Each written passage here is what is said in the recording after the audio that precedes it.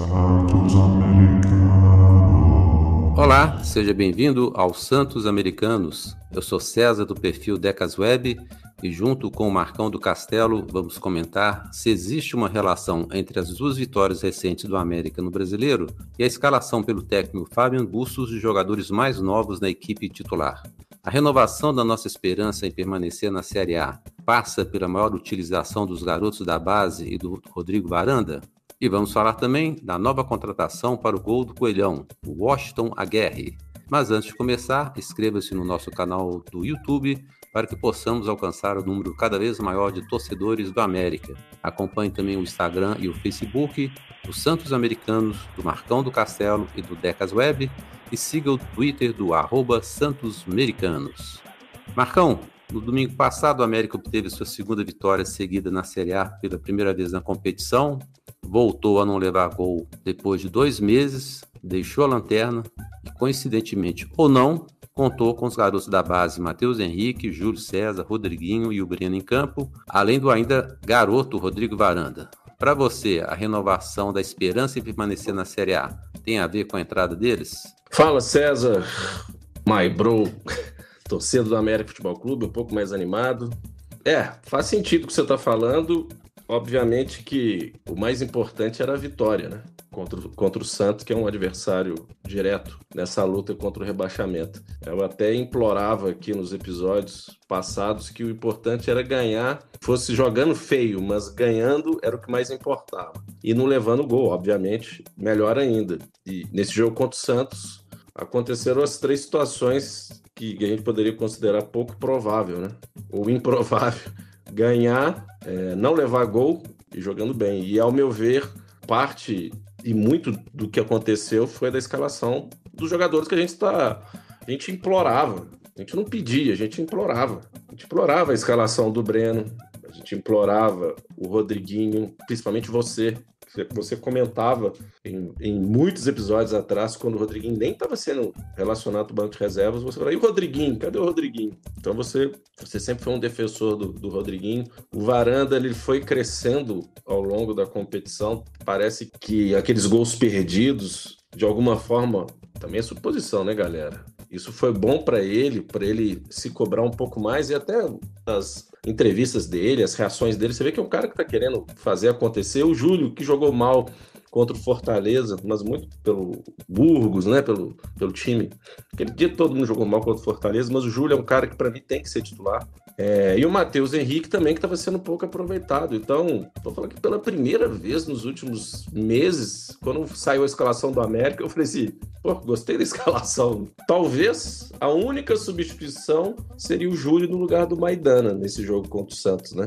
Que ele entrou no decorrer do jogo. Mas eu olhei a escalação e falei, esse, com os que a gente tem de opção, por questão de suspensão do Mastriani e tudo mais, esse é o time que a gente quer ver. Felipe de Azevedo ressuscitou, é o Félix, como eu disse no último episódio, mas tem a ver com os jogadores, vamos dizer assim, do DNA formador, tirando o Varanda, né, César? Mas é o que você falou no último episódio também, que tem que resgatar toda hora. O Bustos não é burro, né?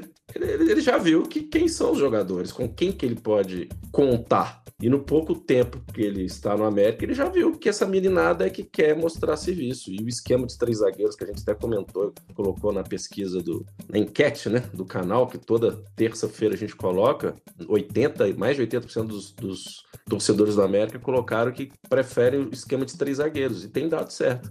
Então, passa, obviamente, pela qualidade, a vitalidade dos jogadores novos, de idade, vamos dizer assim, mas como o olhar do técnico, vamos dizer assim, do Bustos. Não sei o que você acha. Nessa partida, especialmente contra o Santos, eu fiquei um pouco preocupado quando eu vi a escalação do Matheus Henrique como lateral, porque o Matheus ficou encarregado de marcar o Mendonça, que é um jogador de lado muito rápido, dribla com muita facilidade, mas o Matheus Henrique matou o cara. Não deixou o Mendonça fazer absolutamente nada no jogo, a ponto de um determinado momento o Aguirre ter mudado o Mendonça de lado, porque ele viu que do lado esquerdo, que o Mendonça estava jogando, o Matheus Henrique não estava deixando passar nada. E aí no segundo tempo colocou o Soteldo para jogar do lado esquerdo, mesmo lado do Matheus Henrique. E o Matheus Henrique de novo, marcando muito bem, se você pensar que o cara não é lateral de origem, né? Marcando muito bem, chegou um ponto que ele não aguentou, pregou, deu cãibra. Mas foi, para mim, a melhor partida do Matheus Henrique. E diante da baixa qualidade dos nossos laterais, do lado direito, né, o Daniel Borges e o Marcinho,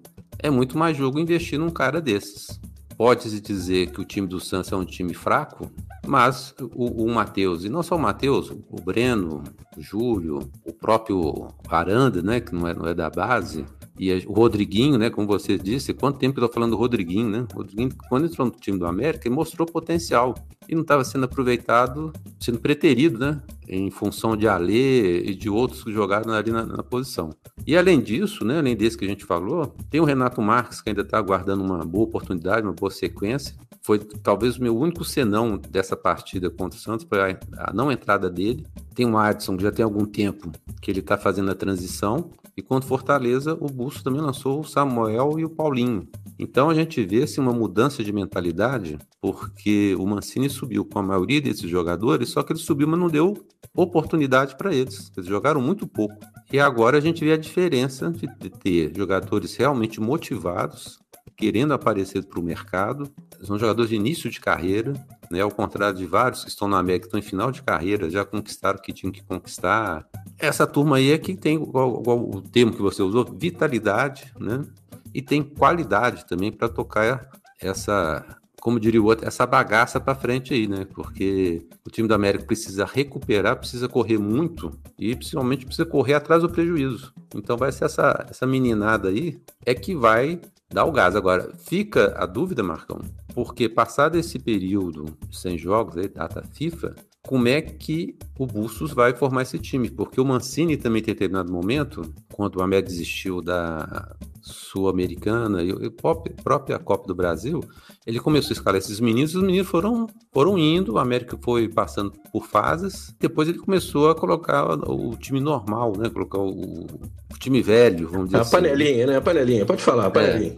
Será que, né, o América tem vários jogadores machucados, aí vamos supor, Daniel Borges voltando, Marcinho, Nicolas, Marlon, Aloísio, Mikael, Benítez. Como é que o Bustos vai formar esse time? Né? Eu, pessoalmente, acho que o Benítez vai ocupar a faixa que o Felipe Azevedo tem jogado ultimamente nesses 2 últimos jogos, né? Com esse novo meio de campo aí que você comentou aí, Breno, Juninho, Martínez. Tudo bem que o Rodriguinho e o Matheus Henrique jogam como alas, né? Mas Juninho, Breno e Martínez. Joga com 3 zagueiros, Avelar, Maidana, Júlio e Ricardo Silva, que voltou. Quem diria, hein? Ricardo Silva, e na frente Azevedo, Mastriani ou Varanda e Mastriani, né? Aí... Eu acho que ele vai colocar o Benítez jogando ao lado do Mastriani. Tenho essa impressão. Qual que é a sua expectativa? E aí tem a chegada aí, né? As chegadas, né, do Kaiser e do Casares. Qual a sua expectativa de formação de um time quando a gente tiver, se tiver, né, esse grupo todo recuperado de lesão? Tem aquele negócio, o time que tá ganhando não se mexe, né, César? Uhum. É um termo antiquíssimo, né? Mas se você parar pra pensar, um time que não tava ganhando de ninguém, levando gol adoidado, você vai correr o risco de voltar com o Daniel Borges, dado doido pra entregar os gols, já entregou, tinha entregue um, né? Foi contra o Fortaleza. Aqui em Indépolis, quase entregou contra o São Paulo. Voltar com o Marlon, tem gente que acha que é craque, ou o Nicolas, que nunca foi unanimidade, perigoso. O desafio sempre é encontrar o equilíbrio, né? Para tudo na vida, o equilíbrio é a palavra a ser buscada. Então, assim, eu tinha um time na cabeça que eu julgava ser o ideal, mas eu confesso que o Azevedo, quem diria dizer isso, o Azevedo colocou uma pulga atrás da orelha, sabe, César? Porque o Azevedo hoje ele não é mais aquele jogador que fazia aquela função do Mancini, pedia para ele de vir para a esquerda, a mesma jogada, né? A mesma jogadinha, mais manjado, cortava para a direita e cruzava, ou chutava. Era a mesma jogadinha. E não aguentava o tempo todo. Talvez esse seja até uma vantagem dele não aguentar o tempo todo, porque agora a gente tem jogadores que podem substituí-lo até com mais rapidez. Então, eu nunca fui um fã de time com 3 zagueiros, já disse isso também certa vez. Gostava do esquema do líbero quando tinha um Baresi, né? Quando tinha um Baresi, que aquele cara jogava muito, quando tinha um Maldini, mas zagueiro, que é italiano, né? Obviamente. Mas quando eu lembro de 3 zagueiros, me dá um déjà vu aqui da seleção de 90 com Lazzaroni, quando ele inventou de colocar 3 zagueiros, que eram aqueles 3 zagueiros assim, horríveis, né? Então, tem que ser, a minha opinião, tá, galera? Goleiro, Cavicchioli. Comete as falhas dele. A gente vai comentar da contratação nova. É lógico, né? Se contratação nova tem que ser uma nova contratação. Jogador novo, que a gente não sabe se é reforço ou se é contratação. Mas enquanto a gente não sabe qual é desse cara, que eu nunca ouvi falar, é Cavicchioli, continuaria com Rodriguinho, Matheus Henrique, Ricardo Silva, que voltou muito bem, Júlio e Avelar. Uma coisa é o Júlio jogar com Burgos e Éder, gente. Outra coisa, jogar com jogador ruim, se vocês que já jogaram futebol, você sabe, você vai pegar um time na pelada aí, você joga bem, vai com um time seu que não joga nada. Você acaba não jogando nada. Então, Júlio, Avelar, Ricardo Silva. O Juninho voltou muito bem, né, César? A gente pode até comentar como é que não sei se é o dedo, isso é perigoso falar isso, o dedo do Bustos, ou o esquema tático ali mesmo, ou até ele percebeu o seguinte, eu tô no meio de campo com meninada aqui, se eu não correr, me doar mais, porque correr ele sempre correu, né, César? Ele só não desarmava e corria pro lado errado. Então, com um esquema tático mais bem definido, Juninho, Breno e Martínez, Martínez está um monstro. E aí, é aquilo que você está falando aí. Mastriani é homem-gol e ficaria entre Felipe Azevedo, Varanda ou Benítez. Na minha opinião, é uma posição ou uma vaga para esses 3. Benítez é mais, tecnicamente falando, melhor que o Azevedo e o Varanda? Mas condicionamento físico é o mesmo do Azevedo e do Varanda? Não. Tudo bem que o Benítez corre tudo, mas é aquela coisa, o Benítez a gente não pode contar com ele em todos os jogos. Então, o Varanda, Azevedo e Benítez. O Benítez ainda acho que ele seria a terceira opção por conta desse condicionamento físico dele, sabe, César? Tecnicamente ele é superior, mas diante da nossa urgência de ganhar os jogos, de correria dessa meninada, eu não sei se o Benítez vai aguentar o tranco. Mas já é um alívio, né, César? E o Cachaçares e o Kaiser entraram do jeito que a gente sabia que ia entrar contra o Santos, né? Totalmente fora de ritmo. O Felipe Azevedo, no esquema do Mancini, ele jogava como um ponto, né? O pessoal chama às vezes de jogador de lado, de ala, o que for, mas ele tinha que voltar para cobrir o lateral que ele estivesse, do lado que ele estivesse. Cobrir o Marlon, ou tinha que cobrir o Marcinho, ou Daniel Borges, né, dependendo do lado que ele estivesse jogando. E nessa nova função que o Bustos o colocou nessas últimas partidas, ele está jogando agora só até o meio de campo praticamente, ele não tem mais a obrigação de voltar, né, de fundo a fundo, né, de linha de fundo a linha de fundo, para cobrir o lateral, já que o time joga com 3 zagueiros, né, e tem 2 jogadores do meio de campo, né, o Rodriguinho e o Matheus Henrique, para cobrir os 3 zagueiros. Então ele não precisa mais correr até de um lado ao outro, de fundo a fundo. Então com isso ele consegue jogar mais, aparecer mais no jogo individualmente, e ele teoricamente ele fica um pouco mais descansado, né? Então ele rende mais, acredito. E eu vejo essa posição do Felipe Azevedo sendo disputada pelo Benítez, pode ser pelo Casares também, até pelas modificações que o Bustos fez no segundo tempo contra o Santos, porque depois de ter feito umas mudanças meio esquisitas e tal, no final ele terminou com Casares fazendo a função do Azevedo e o Kaiser fazendo a função do Varanda. Eu acho que até nesse ponto ele poderia ter entrado com o Renato Marques para fazer a função que o Varanda está fazendo, que é o jogador de puxar contra-ataque. O Kaiser nitidamente fora de forma e nem poderia se esperar coisa diferente, né? Um cara que estava desde outubro sem jogar, muito preso, muito pesado. Me lembrou inclusive a chegada do Aloysio ao América também, que você vê que o cara está tentando, tá se esforçando, mas ele não consegue, o corpo não reage da mesma forma que a cabeça está pensando. Então, a vantagem que o Felipe Azevedo ganhou nessa nova formação e função é justamente não precisar recuar tantas vezes ao longo do jogo para ajudar a defesa. Porque a gente vê no esquema de hoje, tem cobrança de escanteio, por exemplo, você vê até o Mastriani dentro da nossa área para defender. Coloca um cara mais rápido na intermediária nossa para puxar um contra-ataque, né?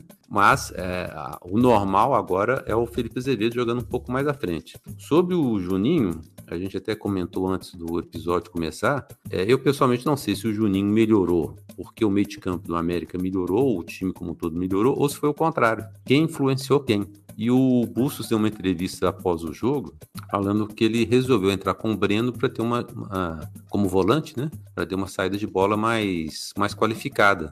E aí ele pôde liberar também o Juninho um pouco mais. Então você vê o Juninho um pouco menos preocupado com marcação, jogando, às vezes até revezando com o próprio Felipe Azevedo ali até o meio, né?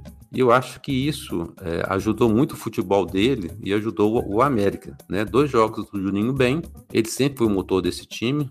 Eu sei que muita gente não gosta do Juninho, mas eu acho que o Juninho tem uma importância muito grande nesse meio de campo, até porque ele joga praticamente todas as partidas, né? Então, se o cara vai jogar todas, que ele jogue bem. Não adianta você ter um jogador que não é útil na função que ele foi escalado. Então, tem essa volta do Juninho a jogar bem, e tem também o Martínez, né? Que tá jogando uma bola cheia. Eu vi na cobertura do jogo de domingo, o pessoal da Itatiaia escolhendo o Juninho como melhor em campo. Eu acho que o Juninho até fez um bom jogo, mas você não elegeu o Martínez como melhor em campo, eu acho só porque o cara é estrangeiro. Tem aquele interesse de promover o Juninho, tá mais tempo no clube, é o capitão, é um cara que sempre foi muito simpático a todo mundo e tal. Então existe um certo corporativismo, né, em recuperar o Juninho, né, como um bom jogador. Mas o Martínez, a bola que ele está jogando é impressionante. Ele deu lençol, deu caneta, deu passe, brigou. Às vezes ele faz um pouco de cera também, né? Então é um jogador de primordial. E o que mais se comentou, né, Marcão, durante principalmente essas últimas 2 semanas, é como é que todos esses jogadores que a gente citou, os jogadores da base, mais o Martínez, o próprio Mastriani, o próprio Varanda, né, embora o Mancini tenha sido ele o responsável pela vinda dele para o América, por que esses caras estão sendo tão mal aproveitados ou não aproveitados na América, né? A gente passou bons meses aí, ou maus momentos e maus meses, né, aguentando vários jogadores sem condição, insistiu demais com a Luiz, insistiu com a Lei e Juninho juntos, e no momento que os dois estavam muito ruins, e insistiu em vários outros esquemas táticos que a gente falava que não era para jogar com 2 zagueiros e tal. E você vê que o Bustos demorou um pouquinho, normal, porque ele não conhecia o elenco, e agora ele está conseguindo acertar esse time aí. É lógico que essa sequência de vitórias não vai ser assim, uma coisa que vai se prolongar por muito tempo, que nós vamos enfrentar adversários mais fortes pela frente, mas como é o título desse episódio, né, nós estamos renovando a nossa esperança de permanecer na Série A com o Bustos e com essa meninada aí que ele tem colocado para jogar. Não é novidade nenhuma. Agora, o que a gente pode colocar na mesa aí, se era burrice do Mancini ou predileção para as panelinhas, né? Para as influências, e ele falava que não existia conversa no campo, ou se era uma imposição até da própria gestão da SAF. Então, eu só estou colocando na mesa aqui, ou era dúvida, ou era opção tática dele mesmo, né? Mas quando a gente faz um programa como o de hoje, um pouco mais animado, isso não quer dizer que a situação está mais fácil, não tem nada disso. Vai ser punk, tá difícil a manutenção. Apesar de ser economista e gostar dos números e tudo, eu fico vendo o departamento da UFMG, o SofaScore, a probabilidade de queda do América diminuiu, né? Era 95, depois das 2 vitórias já foi para 78, sei lá quanto que é, mas ainda é barra pesada. E os próximos jogos, é curioso a gente falar isso, os próximos jogos são fundamentais. Na verdade, todos os jogos. Ao contrário do presidente, o campeonato já começou faz tempo. Então, pega o Cuiabá lá, Cuiabá parece que está dando uma queda. Tem o jogo contra o Vasco, né? O jogo contra o Vasco, ou tem um jogo antes do Vasco? Tem o Bragantino. É o Bragantino, que vai ser no Independência, Vasco no Independência. Depois tem o nosso rival, que a gente tomou um coco no primeiro turno, e é a hora de aproveitar que eles estão super motivados. Eles estão super motivados com a contratação do novo técnico, que parece. É hora de dar um sapeca iaiá, e aí depois começa a dar uma apertada. Então, o outro jogo é contra o Fortaleza, que é dia 8 de outubro, que parece ser a data ali na disputa das semifinais da Sul-Americana. Então, se essa data FIFA é importante, a meu ver, é para entrosar esses jogadores que, porventura, o Bustos já viu que são os melhores. E dentre os melhores são esses 5 que a gente colocou aí na capa do episódio, que a gente tem falado constantemente. César citou Renato Max, é uma boa opção para o banco, ao meu ver não é até já escalei meu time aqui, mas é uma boa opção para o segundo tempo. Agora, esses 10 dias também é bom para recuperar o Cachaçares, o Kaiser, mas é aquilo. Data FIFA é uma incógnita, né, César? Tem time que tá bem, cai de produção, tem time que tá ruim, melhora, tem time que tá ruim, fica pior ainda, então é uma incógnita. Então, mais uma vez, torcer, rezar, mas a gente já fica mais animado porque o time tá competitivo, propositivo e já não leva gol. A bola chega, quando chega ao gol, não chega com aquela dificuldade pro Cavicchioli fazer uma defesaça, até porque ele não tá fazendo defesaça nenhuma, mas quando a bola vai, agora vai um pouco mais tranquilo. Então, difícil, mas as velas continuam acesas, César. E é importante, Marcão, eu não vi ninguém comentando a respeito disso, mas os últimos 6 pontos disputados, só o América e o Grêmio conseguiram fazer 6. 2 rodadas, as únicas 2 equipes que conseguiram vencer as 2 partidas foram o Grêmio e a América. E por uma coincidência incrível a nosso favor, praticamente todos os times do 10º para baixo fizeram ou empataram ou perderam. Então, vou citar rapidamente aqui, o Curitiba fez 0 ponto, o Vasco fez 1, o Santos fez 0, o Bahia fez 1, Goiás fez 2, Internacional 2, Corinthians 2, o time do Barro Preto 1, São Paulo 0, Cuiabá 0, time de Vespasiano 4, Fortaleza 3, aí nós já estamos falando do Fortaleza, que é o 8º, hein?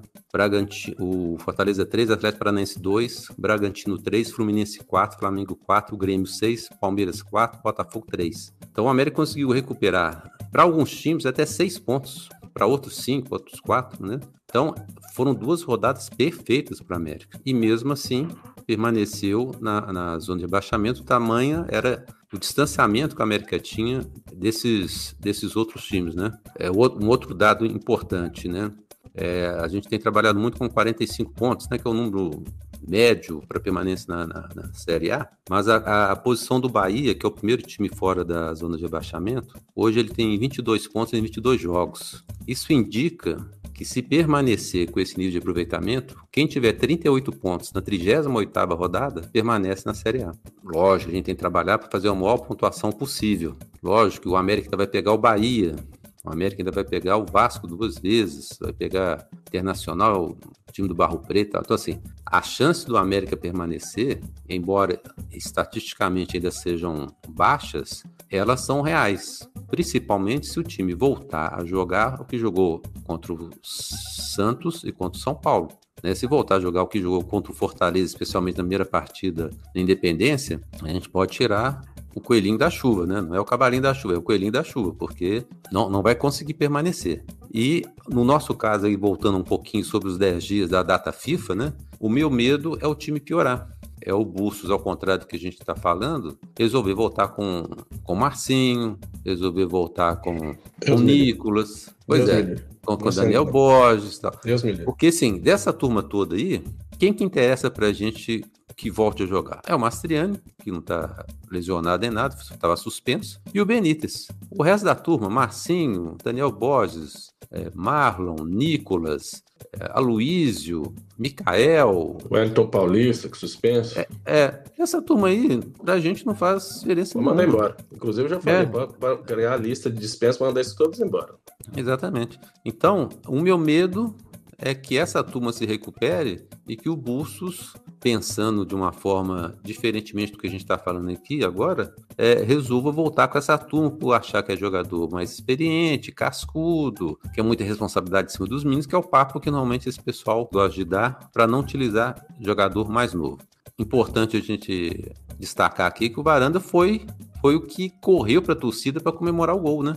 Há quanto tempo a gente não vê isso? Há quanto tempo eu cobro disso aqui, né? Assim como eu cobrei muito a escalação do Rodriguinho, né? Eu sempre cobrei aqui, jogador tem que vibrar, tem que comemorar com a torcida. Seja ela de 2 pessoas, tem que comemorar com a torcida. E o Varanda fez isso, voltaram a dançar virado para a torcida, meio sem graça ali e tal, mas começaram, né, no gol do Juninho também. Então, essa soma de fatores, essa união de esforços aí, é que vai fazer o América permanecer na Série A, Marcão. Eu concordo com tudo que você está dizendo. Podia devolver o Everaldo, tem jeito de devolver o Everaldo? O queixo ficou lá e o futebol no Corinthians, né? Só vê a carcaça na cara. Deus me livre. Se puder devolver o Everaldo, a gente devolve o Everaldo e ainda paga uma graninha também.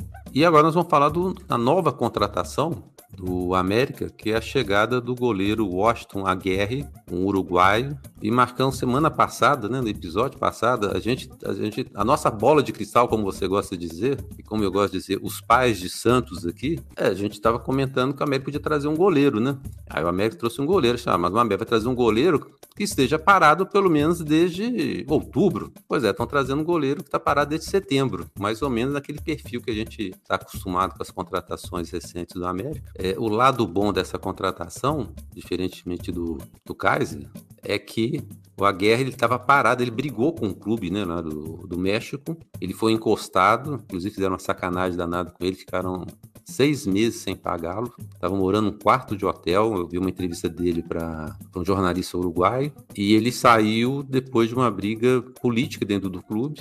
Ele teve, eu imagino aí que, não sei se os jornalistas brasileiros, principalmente os mineiros, vão tocar nesse assunto, mas aconteceu uma tragédia no ano passado no México, um jogo do Querétaro contra o Atlas, que houve uma invasão de campo e morreram 26 pessoas nessa partida, e tentaram encobrir, falando que as mortes tinham acontecido fora do estádio e tal, e parece que ele colocou a boca no trombone lá e criou, porque o jogo foi no estádio do time dele, da cidade que ele jogava. E isso criou uma certa animosidade e tal, e talvez tenha sido isso o motivo, né? E ele está treinando desde então, melhor, o jogo foi em março, quando chegou em setembro, final da temporada ele é diferente, contrataram um outro goleiro e ele foi encostado. Se você procurar, Marcão, aí no YouTube, você vai ver algumas defesas dele, mas até vendo os decadentes essa semana, ele estava comentando assim, mais do que a gente vê defesa, a gente queria ver os gols que ele levou. E dizem que na última partida que ele fez, que o time dele perdeu por 3-1, olha o 3 aí, hein? Uma foi falha dele. A gente espera que esses 10 dias até o próximo jogo do América, ele readquira condicionamento físico e técnico, né? Porque é uma contratação que acho que veio tarde, mas antes tarde do que nunca, Marcão. Porra, o cara tá 1 ano sem jogar futebol. 1 ano sem jogar uma partida de futebol. É complicado, viu? Porque assim, goleiro, jogador de linha já é difícil pegar ritmo sem muito tempo sem jogar. Goleiro, que é reflexo, tudo bem, não tô treinando todo dia. Outra frase, pronto, treino é treino, jogo é jogo, né? 1 ano sem jogar uma partida de futebol é muito tempo, E a jogada que o caracterizou foi um gol que ele fez sem querer, no campo dele, batendo uma falta, um gol horroroso, inclusive, não foi gol, né? É aquele perfil lipídico que a gente já falou de contratação do América, né? Se o cara tiver encostado, machucado, se for velho ajuda também, né? Mas machucado e muito tempo sem jogar é o perfil. E o terceiro item é ser problemas extracampo. Vamos torcer, né, César? Assim, o Alexandre Faria aí, que deve ser um intermediário dele, a gente viu as fotos dele lá na série do Boulevard. Alexandre Faria, foi colocar no Twitter do Berri, o pessoal, ele é empresário do Benítez também, Alexandre Faria. Então, vamos torcer, porque pelo Pazinato fica difícil torcer, pelo Jori, muito menos. Ou é o Cavicchioli, o pessoal falando aí que o Cavicchioli não vai renovar, uma celeuma nas mídias aí, de que o América não vai renovar, e o Soberano falou que não tem nada disso, que não faria sentido agora procurar o cara, sendo que o contrato vence em dezembro.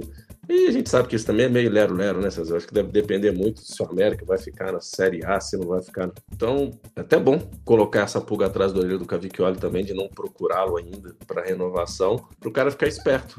Mas é aquilo, você até citou decadentes aí, eles estavam falando dos contratos dos jogadores do América. Alê 2025, Everaldo 2000, os Fumo tem contrato longo e os outros contrato curto. Então, vamos torcer, resgatar, a gente está falando de esperança, da esperança ter sido renovada, mas passa muito, muito, muito pela essa meninada. E a gente já pedia há muito tempo. Então, quem diz que fala que torcedor não entende de futebol, a gente entende. Não é possível. Tem aquele outro ditado também, que a unanimidade é burra. Pô, mas não é possível que todos pediu o Breno. Pode até falar assim, o Matheus Henrique não era... Poucas pessoas pediram. Agora o Breno, Pode colocar aí qual torcedor do América queria ver o Breno jogando.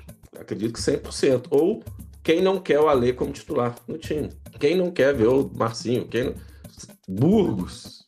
Enfim. Acho que o astral tá renovado, César. Vai ser difícil, para finalizar minha fala aqui, vai ser difícil. Se mantiver esse nível de competitividade, esse time e o esquema do Bustos, acredito que as chances de continuarmos na Série A aumentam bem. Mas é aquilo, né? O famoso, tem um quarto chato para danar. Passinho, passinho. Vamos no passinho, passinho, César. Pezinho no chão. Agora, só para concluir esse assunto do goleiro, o Jori também deve ter pelo menos um ano que ele não joga. Melhor, ele fez uma partida, acho, no Campeonato Mineiro, né? Faz tempo que muita gente pedindo o Jori no time, por razões óbvias, né? Mas o Jori também deve ter feito um jogo ao longo do último ano. O Pazinato também era reserva em Portugal. Então, esse novo goleiro aí, embora eu não tenha visto nenhuma defesa espetacular dele, ele era capitão do time dele lá no México. Ele jogou na seleção sub-20 do Uruguai. Tá certo, tem sub-20, ele tá com 30 anos, já faz tempo isso aí. E o Henrique Almeida está aí para comprovar que jogador de seleção nacional sub-20 não quer dizer que vai ser um grande jogador no futuro, né? Mas é um jogador que mostrou que tem personalidade e ele estava negociando com o Peñarol para voltar a jogar no Uruguai. Mas realmente a gente não pode falar muita coisa dele. Eu acho que é muito mais esperança, já que hoje o programa é uma renovação de esperança. É mais uma esperança que ele chegue e dê certo, porque realmente um dos grandes problemas do América esse ano foi a falta de um goleiro confiável. O Cavicchioli, que fez um ótimo 2022, fez um 2023 bem irregular, bem fraco.